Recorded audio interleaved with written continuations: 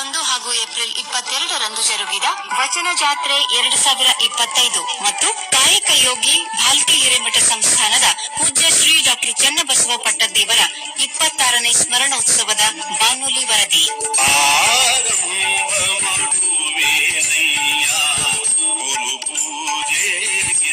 ಈ ಬಾನುಲಿ ವರದಿಯ ಪ್ರಾಯೋಜಕರು ಶ್ರೀ ಚನ್ನಬಸವೇಶ್ವರ ಗುರುಕುಲ ವಸತಿ ವಿಜ್ಞಾನ ಪದವಿ ಪೂರ್ವ ಮಹಾವಿದ್ಯಾಲಯ, ಕರಡ್ಯಾಳ್, ತಾಲೂಕಾ ಭಾಲ್ಕಿ, ಬೀದರ್ ಜಿಲ್ಲೆ.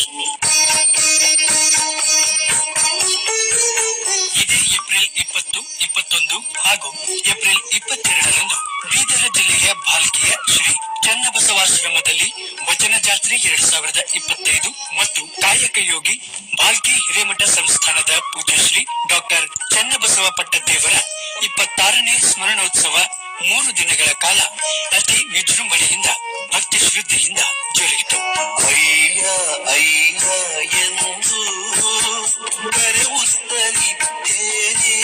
ವಚನ ಜಾತ್ರೆಯ ಅಂಗವಾಗಿ ಏಪ್ರಿಲ್ 20ರಂದು ರವಿವಾರ ಸಾಯಂಕಾಲ 6 ಗಂಟೆಗೆ ಅನುಭವ ಮಂಟಪವನ್ನು ಮಾಡಿ ಅನುಭವ ಮೂರ್ತಿಗಳಾದ ನಮ್ಮ ಬಸವಯ್ಯನು ಎನ್ನುವ ವಿಷಯದ ಮೇಲೆ ಗುರು ಹಿರಿಯರಿಂದ ಅನುಭವಗೋಷ್ಠಿ ನಡೆಯಿತು. ಏಪ್ರಿಲ್ 21ರಂದು ಜಾಗತೀಕರಣ ಕಾಲದಲ್ಲಿಯೂ ಬಸವವಾದದ ಪ್ರಸ್ತುತತೆ ಈ ವಿಷಯ ಕುರಿತು ಗಣ್ಯರಿಂದ ಹಾಗೂ ಮಠಾಧೀಶರಿಂದ ಅನುಭವಗೋಷ್ಠಿ ಜರುಗಿತು.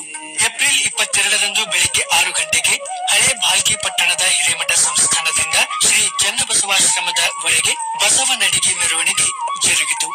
ಆನಂತರ ಮಧ್ಯಾಹ್ನ ಪೂಜ್ಯ ಶ್ರೀ ಮದಗನಲಿಂಗ ಚಕ್ರವರ್ತಿ ಡಾಕ್ಟರ್ ಚನ್ನಬಸವ ಪಟ್ಟದೇವರ 26ನೇ ಸ್ಮರಣೋತ್ಸವದ ಉದ್ಘಾಟನಾ ಸಮಾರಂಭ ಜರುಗಿತು. ಓಂ ಶ್ರೀ ಗುರು ಬಸವ ಲಿಂಗಾಯ ನಮಃ.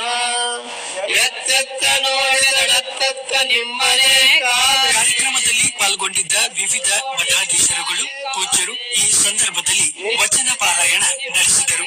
ಜೊತೆಗೆ ಶಿವಕುಮಾರ್ ಪಾಂಚಾಳ್ ಮತ್ತು ತಂಡದವರ ವಚನ ಗಾಯನ ಸಮಾರಂಭದ ಮೆರಗನ್ನು ಹೆಚ್ಚಿಸಿತು. ಸುಪ್ರಭಾತ ಸಮಯದಲ್ಲಿ ಅರ್ತಿಯಲ್ಲಿ ಲಿಂಗವಾಲಿನಿದಡೆ. ಪರಮ ಪೂಜ್ಯ ಶ್ರೀ ಡಾಕ್ಟರ್ ಚನ್ನಬಸವ ಪಟ್ಟದೇವರ 26ನೇ ಸ್ಮರಣೋತ್ಸವ ಕಾರ್ಯಕ್ರಮಕ್ಕೆ ಘನತೆ ಹೊತ್ತ ರಾಜ್ಯಪಾಲರಾದ ಗೌರವಾನ್ವಿತ ಸನ್ಮಾನ್ಯ ಶ್ರೀ ಥಾವರ್ ಚಂದ್ ಗೆಹ್ಲೋಟ್ ಅವರು ಆಗಮಿಸಿದ್ದರು.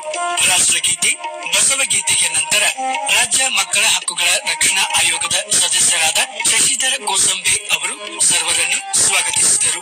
ಆ ಬಳಿಕ ಭಾಲ್ಕಿ ಹಿರೇಮಠದ ಪೀಠಾಧಿಪತಿಗಳಾದ ಶ್ರೀ ಗುರುಬಸವ ಪಟ್ಟದೇವರು ತಮ್ಮ ಆಶಯದ ನುಡಿಗಳನ್ನು ಹಂಚಿಕೊಂಡರು. ಇಡೀ ಪ್ರಪಂಚನೇ ಬಸವಣ್ಣವ್ರ ಕಡೆ ನೋಡ